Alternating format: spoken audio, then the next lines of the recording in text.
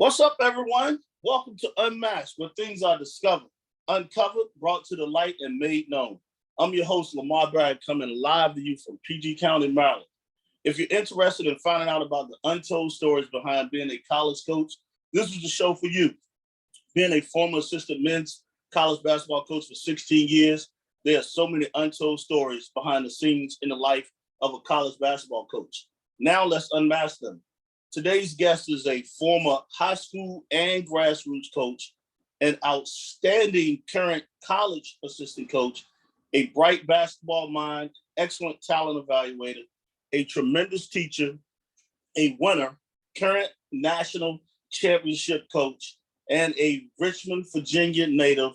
Also, she's Blacksburg, finished her high school career up in Blacksburg, Virginia. I can't leave that out. Britney Anderson. And then before we even bring Britney on, we'll talk about her bio a little bit. Outstanding career in high school before going on to Virginia Tech and finishing up a great career. Went to 4 straight postseasons while she was at Virginia Tech. And then after she finished playing, she probably jumped right into corporate America. At the same time, she got a chance to still coach. She started off in the middle school ranks at Blacksburg Middle School before becoming a head high school coach. But she spent 6 years as a corporate recruiter for MCD up in Dulles. She's the head high school girls basketball coach at Potomac Falls High School. And then she jumped into the college ranks, probably where she probably should have started at the beginning. I know a lot of times you go back. I did the same thing, coach high school basketball for 6 years before realizing what you're kind of called to do. She was an assistant, like I said, at Radford University, so closer back to her one of her homes. And then she got a call. So she was with Dennis Wolf at Virginia Tech for a year or two before before staying on with Kenneth Brooks at her alma mater. So she spent 5 years at Virginia Tech, where with Kenneth Brooks, they turned their program around, from where they were when she left. So they did a terrific job there. And then Stanford calls, and she has a chance to go to Stanford and work for Tara Vanderveer. And in year one, they won a national championship. And, she did an outstanding job. And so presently she's at Stanford University. I want to welcome to the show a young lady I got to know through mutual friends during the pandemic. Welcome to the show, Britney Anderson. How you doing, Britney? I am doing well. Thanks for having me. I'm excited to be on the show. Yes, and this is like she was on. It's interesting because she started on one of the other projects we had. I had her come on to a show, and she was outstanding on that. So I definitely had to get her back for this one. She did a great job on that show with my girl Carolyn Small. So that was pretty good. But what I came here, what brought you on this show for is to get unmasked, so you can drop the knowledge that you've had. And you've had you're a veteran in this game, but you're also kind of young too. Like, and you've moved kind of quickly in this business. A lot of times doesn't happen that way, but obviously, a lot of people understand what you can do and what you bring to a program. So first question I'd like to ask Britney, and it's always something I'm intrigued with from every college coach, because everyone has a different answer. There's no handbook to being a college coach. No one gives you direction.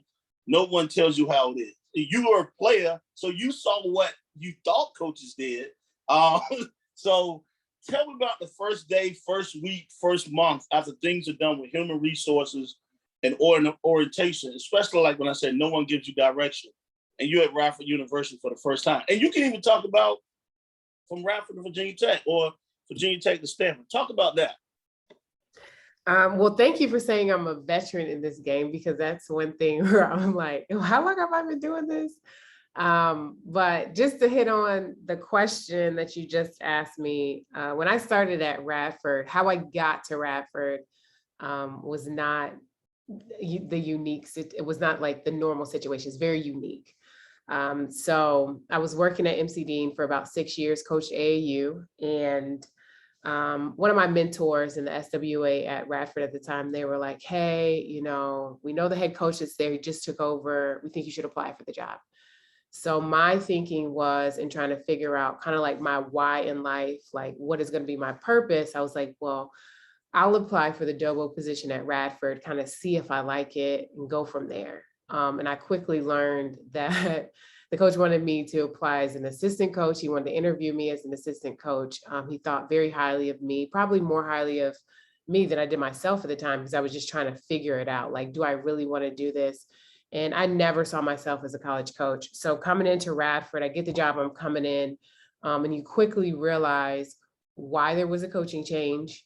You insert yourself in areas that the program needs help with without being asked. So one of my biggest things is initiative. What can you do without your boss telling you or holding your hand every single step of the way? And that's one of the things I learned in corporate America. I worked for a construction company, basically, and I worked for project managers and basically filling jobs. And I did a lot of recruiting, but it was a lot of like, okay, projecting what jobs we'll need in the future, but it also helped me with my skill of initiative. Basically, I think sometimes as an athlete, you know what your team needs and you physically can do or bring what your team needs at the time. And when you step into a coaching role, it's night and day.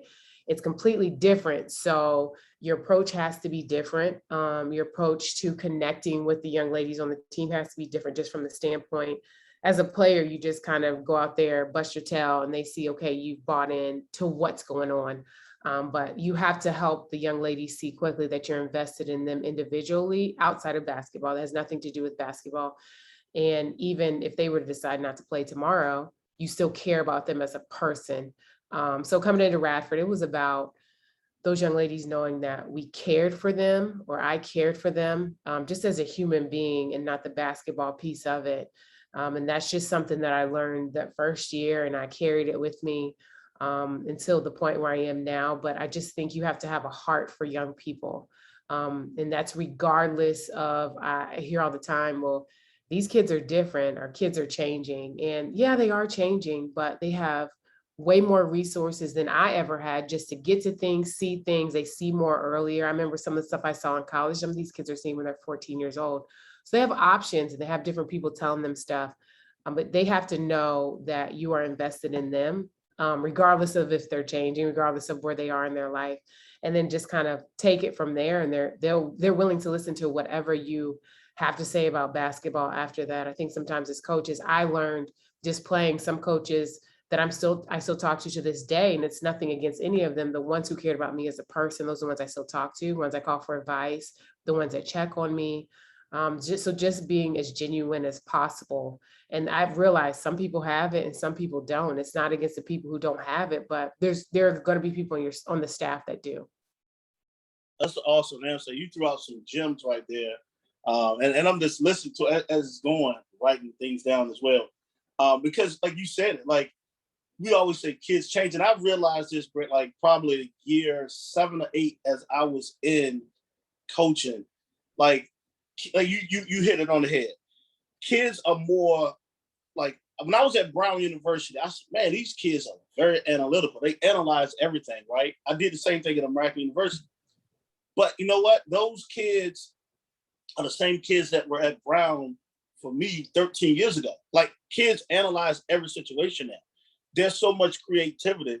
Like, you know, we were told, and you're old enough, and I say that is you're old enough. You're kind of in between generations. Like, you were told what to do, and that's all you like. You did whatever you were told to do.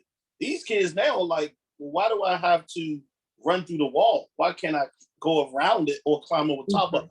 So they figured it out. Like you said, they're a lot smarter, a lot more advanced. It's not that they're just being they want to be disobedient or whatever. It's they figured out other ways to do that. So you kind of touched on that a little bit, and that was an outstanding answer.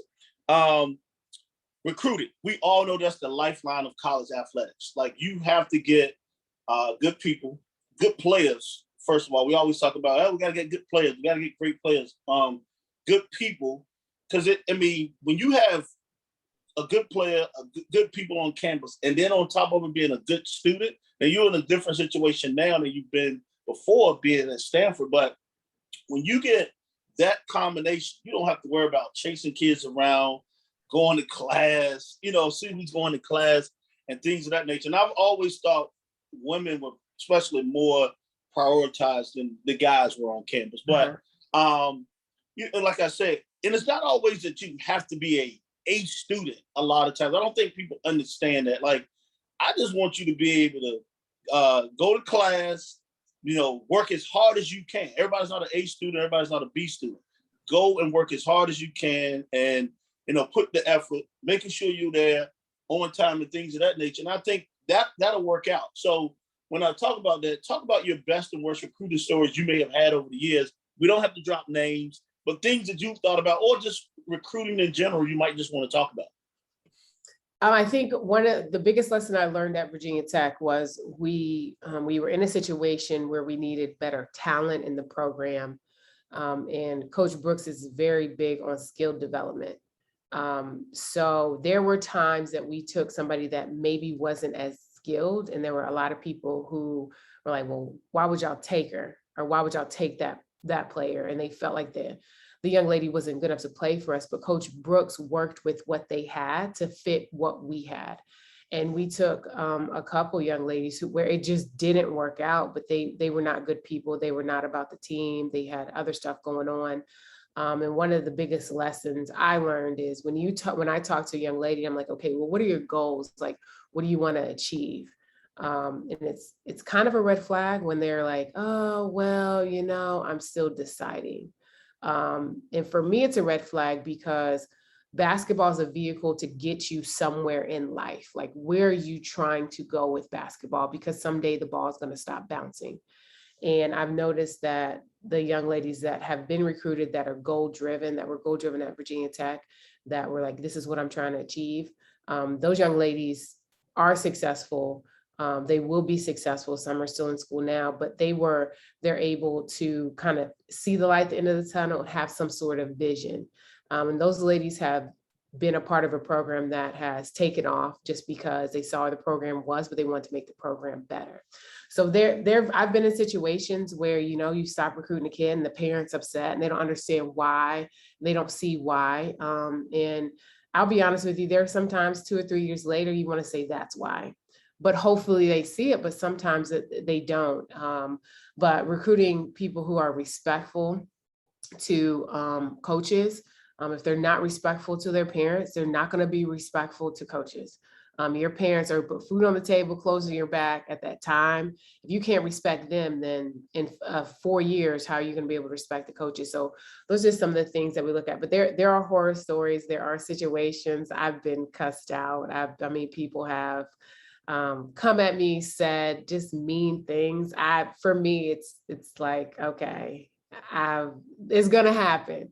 I've accepted it. I've learned to smile at it. But the first time it happened, my feelings were hurt. I feel like I'm doing a job. I feel like I'm trying to help out Coach Brooks, and I just was torn to pieces. And I think you quickly realize, okay, you cannot take it personal. And that was my biggest lesson, was you cannot take it personal.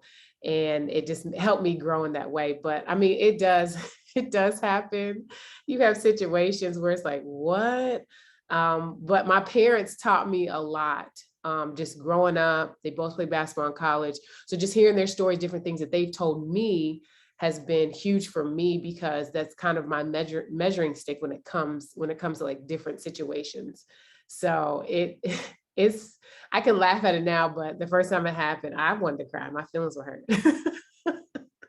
Wow. I mean, like you said, it is horror stories that people don't understand. And like you said, you learn as you go.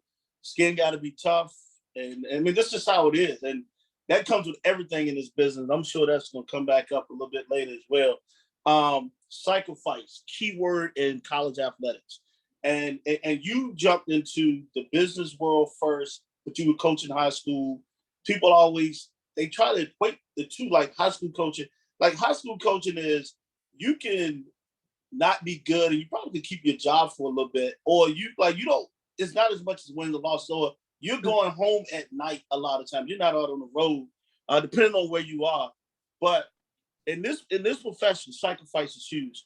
like, what did you have to sacrifice to achieve your current level of success? Because you got in at like, so I jumped in at 32 as an assistant coach after coaching high school basketball.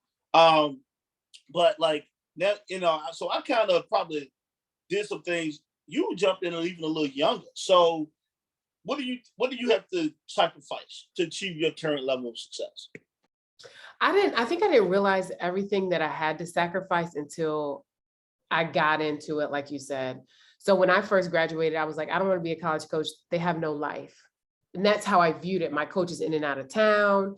Are you coming to practice today? Those things kind of stuck with me just because I was just like, well, is she coming to practice today? Is she not coming to practice today? Is she here? Like, what's practice going to look like? So you think about those things. I was like, I don't want to be a college coach because at that time, the recruiting calendar was July was wide open. It's not wide open now.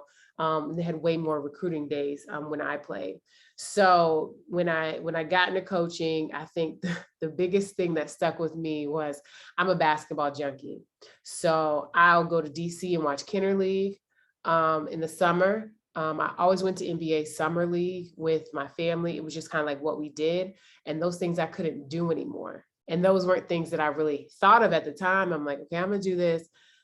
I'm going to see how it goes, but I'm giving up. I didn't realize what I was giving up until I got into it. I was lucky enough to where my family was close enough to when I first got in it, they came to games, they supported. My family was very supportive.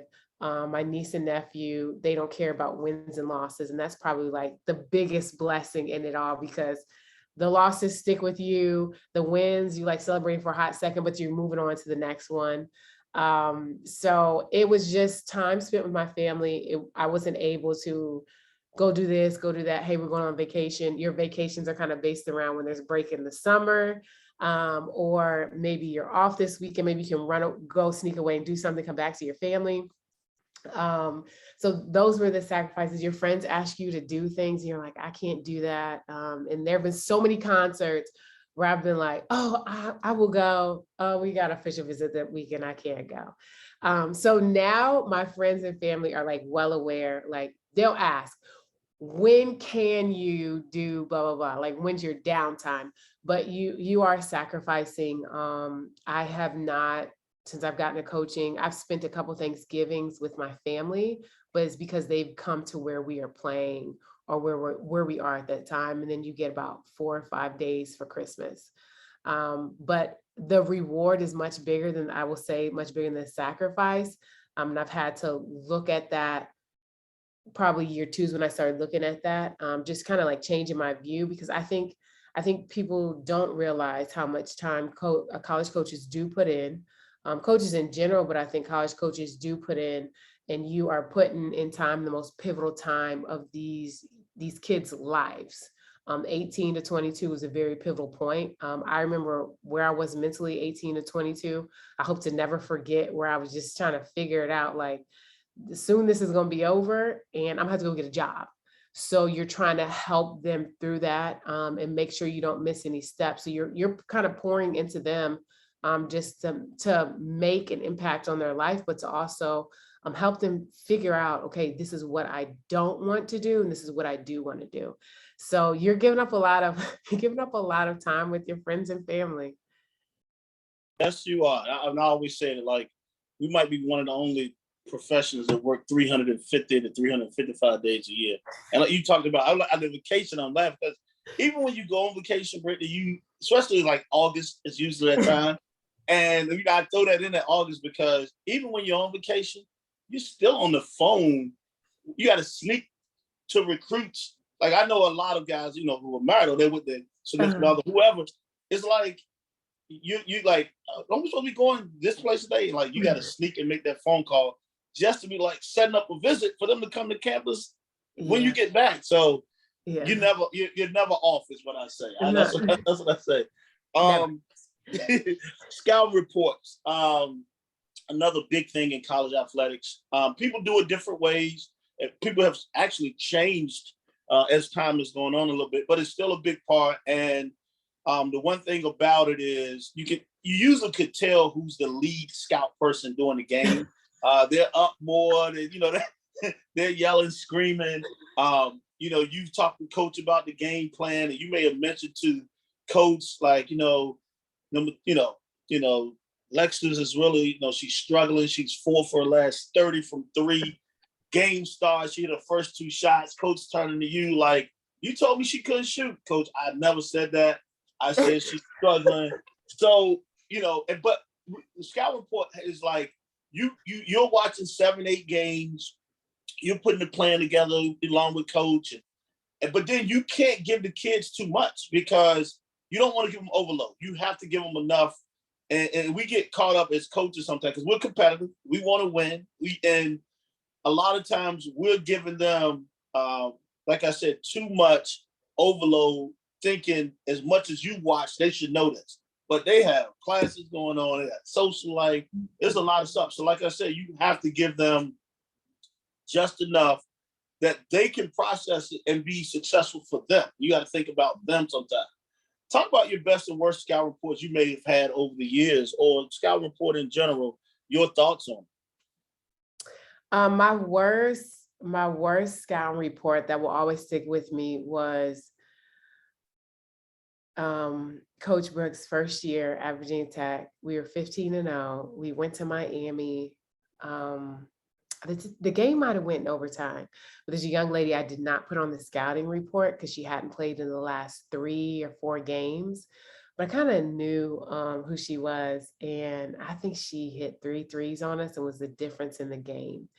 And it just stuck with me, so much so that if you have played a second for my personal scouting report, you will have something on my personal scouting report. I felt horrible. We're 15-0. That was our first loss on the road at Miami. I'll never forget it. I'll never forget the young lady's name. And then after that game, she didn't do what she did to us. And then I'm like, well, you think of all these things that could happen that maybe you could have fixed and changed in that moment and kind of prepared the team for this young lady. And I can laugh about it, smile about it now, because it's a lesson that I learned. But in that moment, I just felt terrible, terrible. So it was one of those things that it stuck with me, and it will always stick with me until forever and ever. And I try to remember that when doing scouting reports, but you're right, you can't give the young ladies too much. You can retain a lot. All the other coaches can retain a lot, but you don't want to give them too much to where they're overthinking.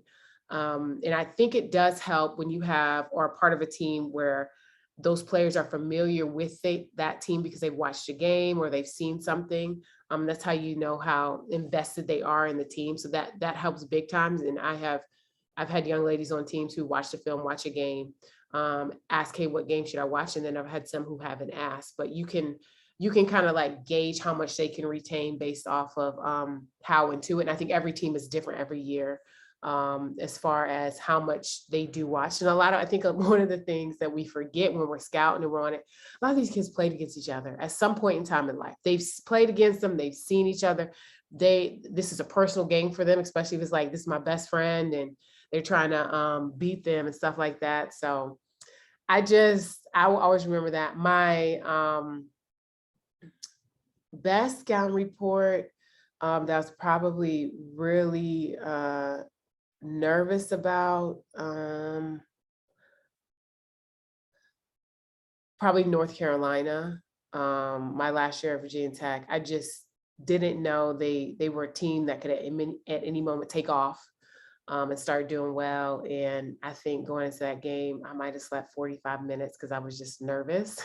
I just was nervous. We were on the road. We needed to win. All the coaches needed to win. And it was just one of those things where I was like, I cannot be the reason or part of the reason why we lose this game.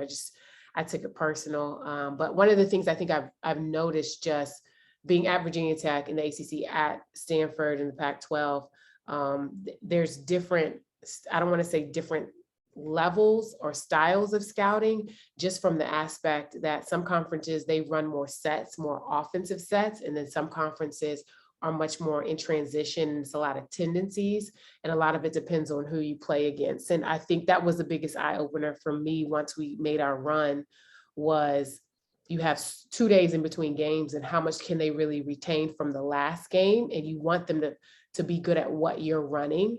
So you're kind of hitting on a lot more like tendencies, percentages, like having them look at that and comparing it to what we're shooting when it comes to different situations. So I think it kind of changes throughout the season, depending on who you're playing, and then the quick turnaround. That's awesome answer. And I laughed a little bit because you said the girl made three threes, and you do keep checking the rest of the year. You be like, no, she didn't do this against, she didn't miss against us, and that does happen. Like, you keep checking, like, because you like, I know, because it does bother. It does bother. Like, you said it, like, losing a scout drives you nuts. And then, you know what? And we can always say, man, the players just didn't play well. But you, in your mind, is always to yourself was saying, man, what did I miss? What did I miss? Yes. We could have done better. And that's just, I think that's just nature, how you are, because you're competing. You want to win. You definitely don't want to lose. And you're always going to take it the toughest. So I definitely understand. Biggest challenge that you have experienced since you've been a college coach? Like, what's the biggest challenge you've experienced? This past year, I thought I had faced a lot of challenges, but I think this year kind of put them in perspective. They weren't really challenges as much as they were kind of like growth moments.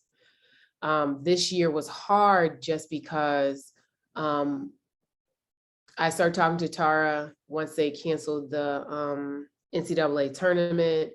And I kind of was in that moment of, this team at Virginia Tech should be in the tournament. And it would have been the first time they had made the tournament since my junior year, which was 2006. So the program was just in a bad spot. I was very happy to see them make it this past season. But I just knew, like, okay, we're getting over the hump. This is where it's going. I just knew that we were going. And just in talking to Tara, and, people call you about jobs, you're like, yeah, hey, of course I'm interested. I mean, at Stanford, why would I tell a legend no?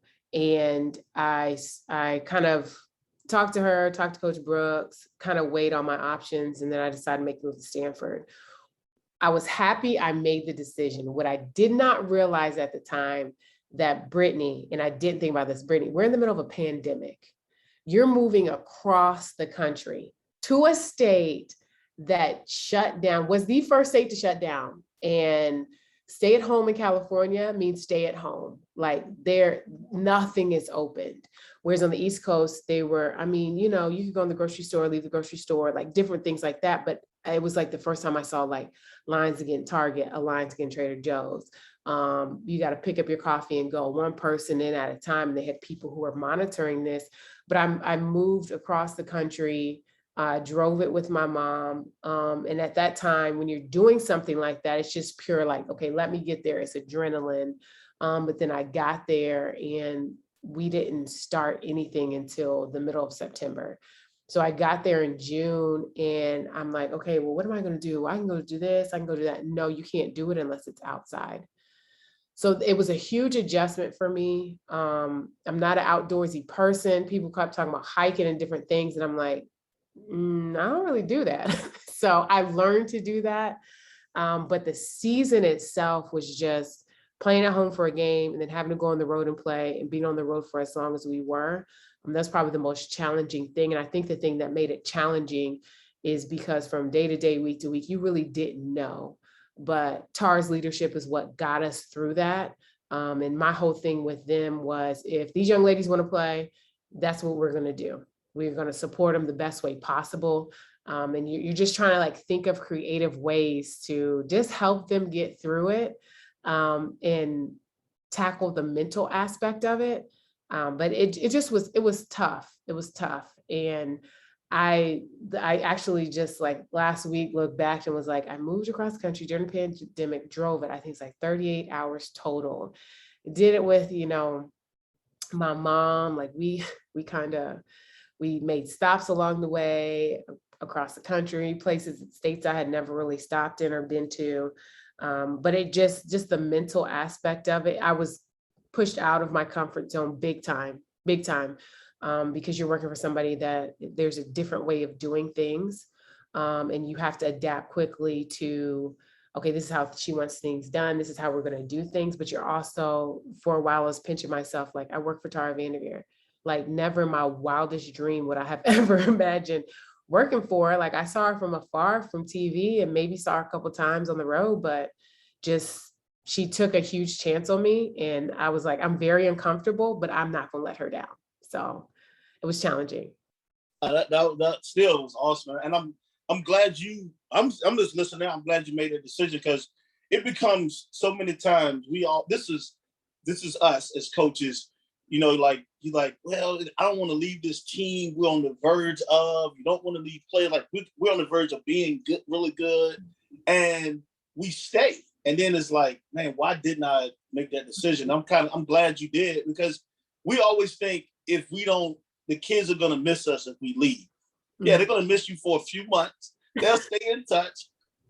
Then, like, after a while, you move on. But you know what I'm saying? You still have but you still can always call them and things of that nature. But we get caught up in the kids are gonna miss us, especially the ones you recruited or the ones you got a relationship with. So I'm glad you made that decision for yourself more than anything.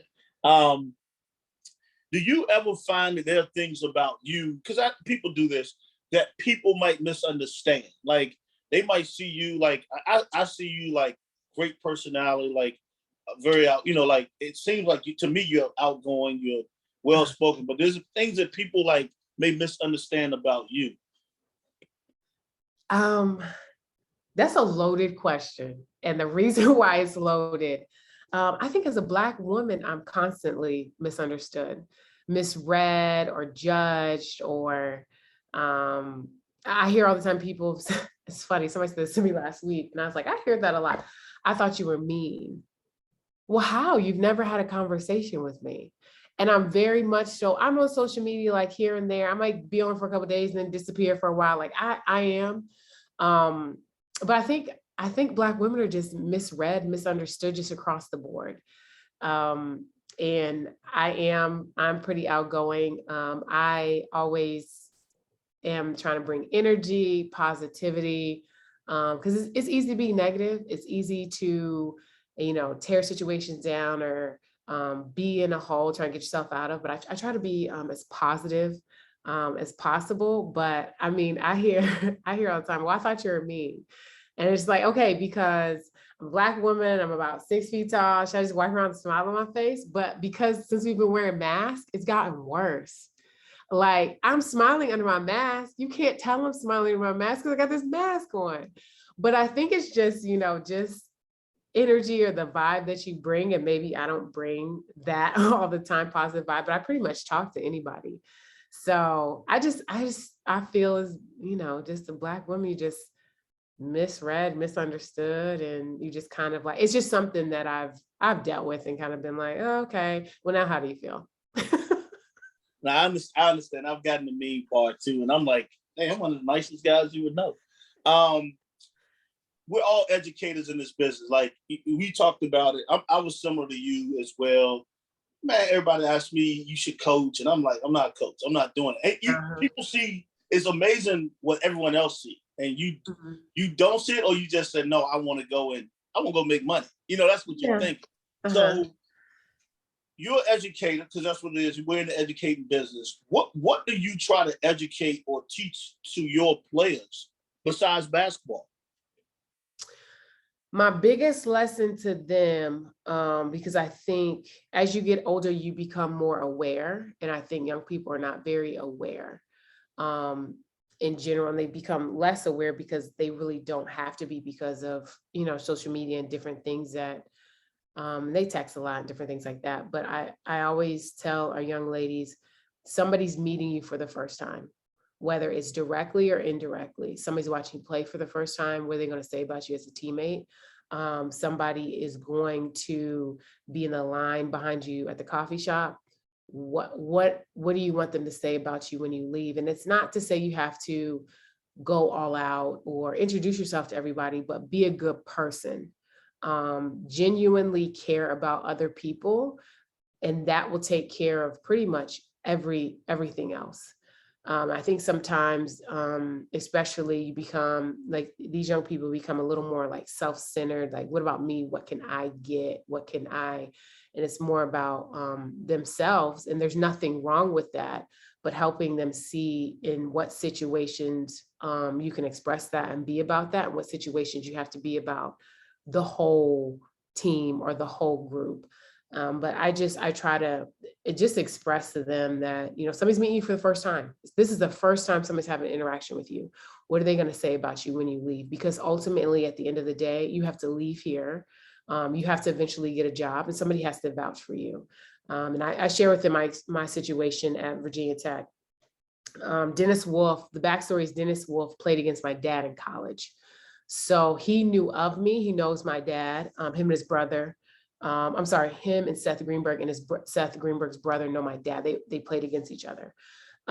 So if I was at Virginia Tech and I acted a fool as a student athlete, most of the administration is somewhat the same. And he said, what do y'all think about Britney Anderson? They were not going to say, hey, you know what? Bring her back, knowing if I did some things that were unacceptable. So I kept in mind that, I got to be a good person, but I need somebody to vouch for me at the end of the day. Somebody has to say, hey, she's a good person. She's done what she's supposed to do. Not she caused all these issues around here. And every time we turned around, there's a situation, she was in the middle of it. And that's not to say I was perfect, but I was just raised on your character needs to speak for itself. And that's kind of how I went about my time at Virginia Tech. But had I been acting a fool at Virginia Tech, Dennis Wolf would have never called me. Coach Brooks probably would have known that and not asked me to stay on. The athletic director at the time would have never, he's still there actually, would have never vouched to Coach Brooks and saying, hey, she played here, she's done what she's supposed to do. But I also knew that I didn't want to embarrass my family. So, but that was bigger than a lot of it. But just trying to help them navigate it all. I think a lot of times these young people think that it's either all the way to the right or all the way to the left. I think there is some gray area when it comes to certain things, and it's not necessarily like right or wrong, but kind of what works for you to help you get where you're trying to go. So true, so true. And shout out Coach Wolf. We go back, his son and I work together. So 11 years ago now, we still stay in touch all the time. So and so I know Coach Wolf well. I mean, and this leads to the next question, which is interesting. Because you work with Tara, I'm gonna say that now. I always give the respect, Coach Vanderbilt. And you work with Kenneth Brooks, Dennis Wolf. But if you had a chance to sit down with three people, this is going to be hard because it's always like, well, it's more than three. I know people do that when I ask this question, but you had to sit down with three people and you wanted to pick their brain to see what makes them tick, what made them get to where they are. Like, who are those three people? Now, you can't count who you work with to work for, but who those, and it could be in any sport. Like, some people want to sit down with Nick Saban. Some people want to sit down, but who would you want to sit down and talk with and have lunch or breakfast for 3 or 4 hours and pick their brain? Three people? Oh, this is tough. My first person would be Billy Donovan. He's somebody that I've asked some people who've worked with him or for him, I've asked certain people, just kind of their view on him and what made him so good at such a young age. I would pick, this is tough. Bill Belichick, I'd pick him as well. He's been successful. He shows no emotion, but I think that that's a good trait to have, especially when you're dealing with the media in a high caliber program. And my last person I would pick would be Serena Williams. And that's just kind of Serena Williams is kind of my girl. If she's doing something, I'm looking into it, but also she basically did what Black women from where she's from were not expected to do and she's made her own lane, and she's traveled that lane, and she hasn't cared about what anybody else has said, but she's held herself to her own standard, and she's been able to express that. She stayed the same all the way through. And I think a lot of that has to do with her father, but I'd be interested to talk to her as well. Oh, those powerful people right there, man. And I like it because it's all three different types, which you don't like. Some people like pick the same person, like that doesn't help you. I think you just need, all different. Like you want to hear different views. So I like those three. They all come from different places. This is kind of an entertaining question. You don't have to worry about names, but like, what's the strangest thing a player has done outside of the basketball court? You weirdest. You just like, wow, I can't believe they actually did that, or something that you just were like shocked by. That's tough. I always think like I see the women and I don't see them do as much. Guys is some like I've seen some strange things. You don't hear about it as much of women. Like I said, I've been around all these different women programs, but I don't. One school there was a lot of stuff, but I don't usually hear a lot of things that go on. One thing I will say, and a lot of men will get mad at me for this, when women, the programs I've been around, we haven't heard. I've very rarely in a situation where we've heard if they've done something, what it was, until they might laugh about it maybe a year or two after they've graduated. So if they've done something, they've thought it out and prepared for how they were going to do whatever they were going to do. And then later you're just like, oh, okay. Because you can't do anything about it at that moment. That's not to say women are smarter than men or anything like that. I just think they just thought through the whole thing of how they were going to tackle whatever they were going to do. And then you just like, you were like, oh, okay.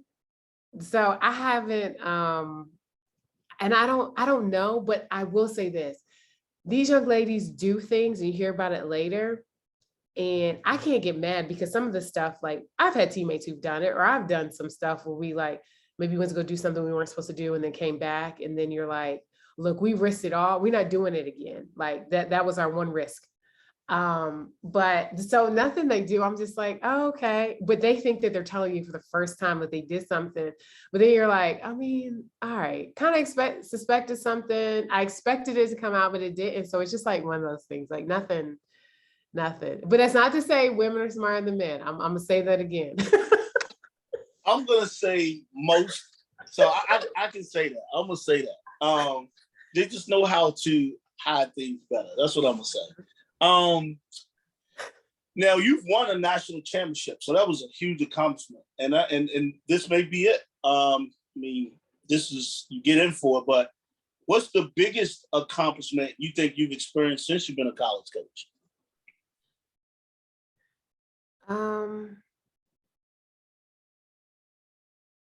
I would say winning a national championship. There's some personal things that young women have done. I have Taylor Emery's in vet school now. I know that's something she really wanted to do, so I'm happy to see she's in vet school. Rachel Ross, another player I coached at Radford, she's in law school now. That's what she wanted to do. Just seeing these young women get out there and tackle life and realizing there's nothing that they cannot do based off of everything that they physically put their bodies through to perform at a high level. And I think it's just the little victories along the way. And then you win a national championship and it's just like, oh, wow. And you can't, sometimes you can't put that into words. I've tried to learn how to, but it's like, you don't really, you won a national championship. There's only one team that ended the season on a win. So it's just one of those things that kind of sticks with you, but there's a lot of small victories that I've had with players, things they've accomplished, how far they've come in life. Seeing the light bulb go off is probably my biggest joy because you want them to get it, but get it in a timely manner, whether it be the job or realize their potential, but you want them to get it before it's too late to get it and time passes them by. So there's just a lot of little ones along the way. You know, awesome. And that's what I knew that national championship trumps a lot. But you talked about all the other things like, you know, when you seeing kids successful, because you recruit them or you're coaching them, and that's what it's about. Like at the end of the day, that 4 years, I mean, that they're gonna live longer, or life is gonna be much longer than those 4 years of playing. And that's the biggest impact. You talked about it earlier. 18 to 22, you're taking young ladies or young men, and you're basically shaping them into being men and women. Their parents have done a terrific job for 18, 19 years of their life, 17, 18, 19 years of their life. But what you're kind of teaching them and things about life and like how to survive on their own, that's kind of what you've done. And then to see that, you're like, wow, I had a big part of it. You don't think about it until, like you said, until you're done, which is outstanding. What movie, this is an entertaining one, what movie or TV show title best describes your week at time? Like sometime your week. What's your movie or TV show title? Oh, this is tough. Nobody's asked me this. That describes my week. Sometimes it's Office. Sometimes it's Office. Sometimes it's Friends. Sometimes it is Sister Sister. That used to be my show. Sometimes it's Sister Sister. It's a mix. And one thing I would say about being a college coach, no, and you know this, no day, week, or month is ever the same. Ever. With the same team, with the same seniors, juniors, sophomores, right? No week is ever the same, no day is the same. So on any given day, you could be sitting there like, whew, made it through that day or week. Because I think you just always have those moments. And then sometimes you just kind of like laugh it off. It just kind of depends on where you are in the season. It kind of depends on what else is going on. Depends on injuries. It just depends on so much. Like no day, week, or month is the same. I like that. You came up with different answers, right? You probably one of the first ones that came through that, and you analyzed that as well. That's pretty good. I like that. What's your favorite word or phrase you like to use? My favorite word is growth. Always looking to grow, get better, improve. I live by leave people better than you found them. Because we are always making an impact on somebody's life, whether it be you ordering food in a restaurant, getting coffee in the store, getting groceries, and then also planting seeds. Being able to plant seeds, you never know where life is going to take you. But I tell people all the time, even younger coaches always ask me questions. And I feel old saying that, but younger coaches ask me, they're like, what? I was like, plant as many seeds as possible. You never know. The associate head coach here at Stanford, I met her 6 years ago, my second year at Radford. I met her, 6 years ago through Bobby Kelsey, who was her teammate, who was Kate's teammate. Bobby Kelsey's my mentor. She coached me in college, and this is where I am now. Somebody would have told me, hey, you'll be at Stanford in 6 years. I'd have been like, that's a joke. But I had no idea. I had no idea. I mean, and that's the one thing about it. You never know. And I love that growth, planting seeds. That's awesome. But you don't know in this business. That's the one thing. You can be like, and I've seen it. You can have your worst year and end up getting a great job. You can have a great year. You're sitting there like, wow, and you don't go anywhere. It's the business is crazy. The profession is crazy. It's crazy, yeah. What's the best piece of advice you've ever been given? The best piece of advice I've been given is be yourself, regardless of who you're around, who's talking to you. Always be yourself. And I think I've seen it. Coaches get into this business as college coaches, they feel like they have to quote unquote act like a college coach. No, be who you are. Genuinely be who you are. It is okay if you are different. It is okay Your approach might not be the same as somebody else's. When it comes to things of, terminology, scouting reports, and things of that sort that the coach might want done, do those things. But I think sometimes you get into this business and you feel like you have to act a certain way, or because you're a coach, you have to, and I truly think it's ego, honestly, where you want to be approached a certain way, you want to go about things a certain way, you feel like you gotta, but just be who you are. I mean, we're all human beings and we deserve to be treated properly, but also you need to treat yourself in a way that just allows you to be yourself. Awesome. I'm asking this next question. I probably haven't asked this question in 8 months. I don't know why it's telling me to ask you this. Maybe it's me. I want to know the answer. Where is your happy place? Like, where is that place? Like, when things not going well, like, you can go to it, whether it's mentally or physically. Like, where's your happy place? My happy place is working out in the morning. That's my mental reset. Okay, we have to do today, but I'm pouring into myself. So I do hashtag get in before 8. I try to do it every morning. Some mornings it just doesn't happen, but I still do something. Then I read. Reading allows me to disconnect, get into a book, think of things outside of my world of basketball, but also it helps me be able to share with whoever else, be able to talk about like different things. I feel like it opens up your mind to more.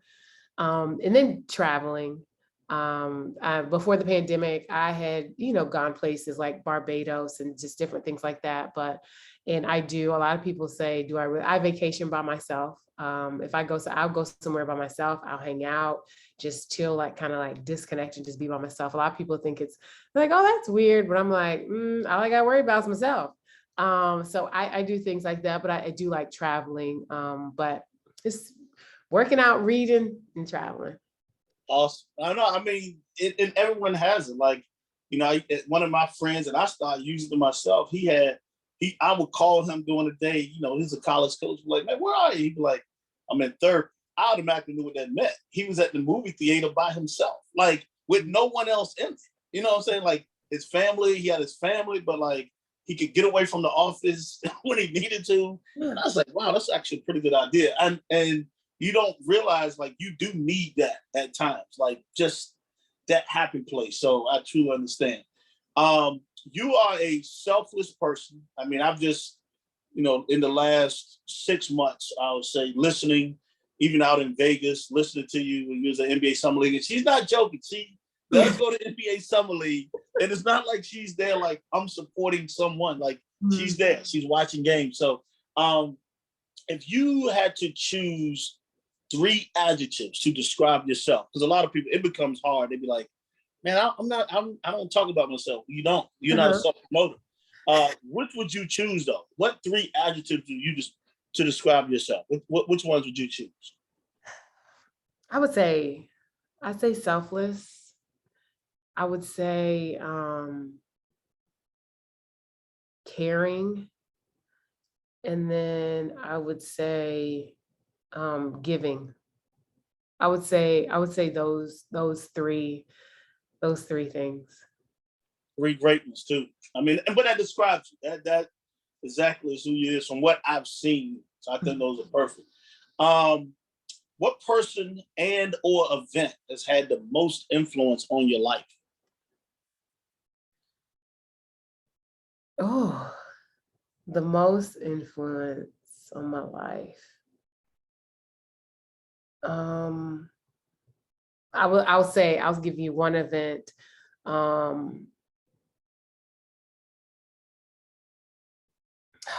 This is tough. Tough.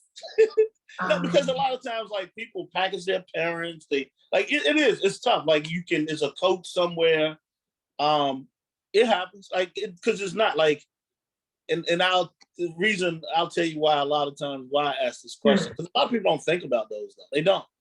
Event that probably had the most impact on my life was the shooting that happened at Virginia Tech my senior year. And I didn't realize, I think the thing for me, like Virginia Tech, beautiful campus, great community, they support the Hokies. And it left a lot of people, as well as myself, like, how did that happen here?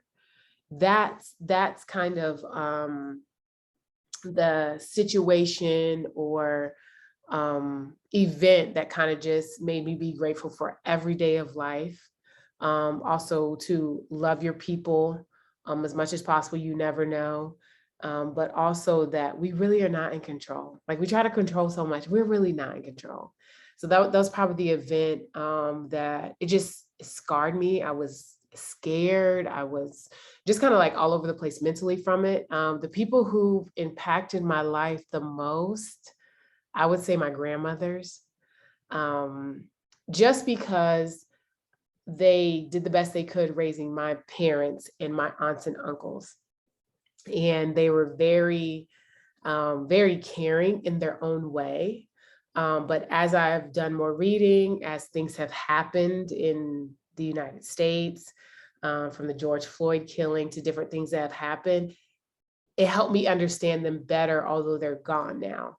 So those are probably the two where I'm just like, they saw so much. And in reading John Thompson's book, when I read his book, and to know the age he was when he died, it helped me realize, like, y'all, how far have we really come? Like, we haven't really come that far. Like, he's talking about things in this book that, you know, people say he was mean, he was this, he was that, but he endured a lot. Like, he endured a lot, but it was also one of those things where it's like, you feel like you're trying to get somewhere. And I'm pretty sure my grandmothers felt like this, like, we're trying to get somewhere, we're trying to help, we're trying to put you all in a better situation. And you kind of feel like, are we really getting anywhere? So I would say my grandmothers. No, awesome answer. I mean, and like I said, there's always someone, that person. You got your grandmothers. And the book was awesome. I read it in less than, I couldn't put it down. I bought it on Christmas Day. I was done on, my wife bought it. That was my Christmas gift, and I was done on the 26th. And she was like, "You never read a book that fast." Like, I was like, I could not put it down. Yeah, it was so good. No, it was really good. And I like to always end with this question, because it just makes you reflect and think, and it doesn't change anything. But knowing what you know now, what would you tell your young or younger self to prepare for as a college coach? Because to me, I know, and I'm sitting here and I've listened before, you're gonna be a head coach in this business. I know that. Like, I mean, you have it. You do have it. But like, what would you go back and tell your young self to prepare for as a college coach? It is okay to mess up and own your mistake. I used to be so embarrassed when, like, that scouting report will stick with me. I can smile about it now, but I was disgusted with myself when it happened. But it's okay to mess up and make a mistake. We are not robots, we are human beings. I would tell my younger self that probably earlier in life, to make more mistakes along the way. I think sometimes we don't do things, or we kind of like, nah, I don't know if I'll do that because I'll make a mistake and I'll be maybe out of this business, out of a job, out of something. But I'm a firm believer in, like, that. What else is going to teach you a lesson outside of making a mistake, especially when things go bad? But embrace them more, embrace them earlier. And it's okay to be in a situation where you don't know. Like, I have learned to just accept, like, I work for Tara. There's some things I just don't know. I don't know. This lady has been doing this for a very long time. She's seen everything. She has been through a lot. As a woman coaching this game through Title IX and things of that sort. So you're going to be in situations where you don't know anything, or you don't know how things are going to go, or you don't know, you might not know, she might use a different term for something and you're like, I don't know what that is. And then, oh, I do know what that is. It's just, she calls it something different. So just accepting the failures or the I don't know moments, like, earlier, instead of kind of like being on reserve. Like, let me figure this out first, because you're not going to have everything figured out. You're 100% right. You're not, and I like that. Like, be willing to make mistakes. I mean, that's what it's about. You learn from that, and everything you've talked about, learning, growth. Those have been huge words, and I hope young coaches take heed to that. What you're saying. Well, look, Britney, I want to thank you again for being a guest on this show and being unmasked. Is there anything you want to leave the guests with before we go? I'm appreciative that you gave me this opportunity. One thing I will say, yes, I might be at Stanford. Yes, we might have won a national championship, but I'm always looking to help anybody in any way that I can. You can reach out to me on social media or anything like that, and I'll always respond. I think sometimes we feel like people are untouchable, and I never want to be one of those people. Somebody helped me get to where I am, and it's my job to help somebody else get to where they want to be and help them in any way possible. So I just feel like we as coaches can do a better job of embracing each other. I think sometimes we put up a wall and it's like, you stay out and it's me over here and this is what I'm doing. And I get that, but we're all here with at least one of the same goals. And I hope it's to help these young people get where they want to be in life. So if you ever reach out to me, I'll always respond or help you in any way possible. That is awesome. And I appreciate that. And I actually want to thank you, because one of my mentees, young lady, Carolyn, reached out to you. She now is going to be coaching in college athletics. It's not announced yet, but she's going to coach this year. So, but I thank you because, like we always say, like, I talk to her, 3-4 times a week. But, she was like, well, I reached out to Britney, like, so. And she's actually following along what I was saying. And I appreciate you for, taking the time with her. I definitely appreciate that. So, like she's true to her word. She is true to her word because this is a person she didn't know and she accepts her and talks to her call. So I definitely believe that. And so once again, I want to thank you viewers for watching another great show. Stay tuned for the next guest as we get them unmasked. See you next time and stay safe. Thank you.